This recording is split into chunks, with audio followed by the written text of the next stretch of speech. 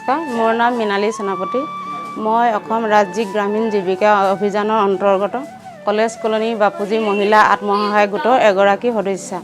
মোৰ ভিঅ'ৰ নাম আলোক, CLFৰ নাম ৰামধেনু CLF। মই প্ৰথম অৱস্থাত গোটৰ পৰা 10,000 টকা লৈ ফুটপাথত পাণ তামোলৰ দোকান দিছিলোঁ। তাৰপিছত মই গোটৰ পৰা 50,000 টকা ঋণ লৈ দোকানখন অকণমান বহল কৰিবলৈ সক্ষম হ'লোঁ।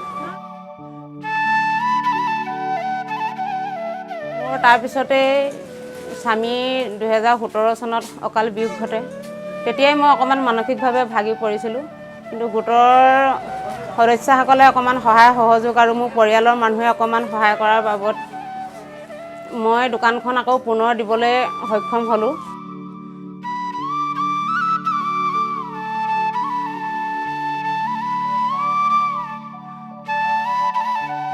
এতিয়া মই 1 লাখ টকা ঋণ লৈ দোকানখনত বহুতখিনি সামগ্ৰী আনিবৰ কাৰণে আগবাঢ়িব পাৰিছোঁ।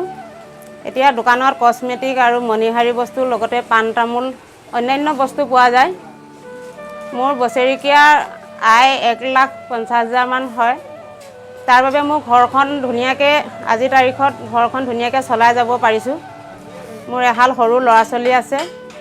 ইয়াৰ বাবে মই অসম চৰকাৰক লগতে অসম ৰাজ্যিক গ্ৰামীণ জীৱিকা অভিযানৰ অশেষ ধন্যবাদ আৰু কৃতজ্ঞতা জ্ঞাপন কৰিছোঁ।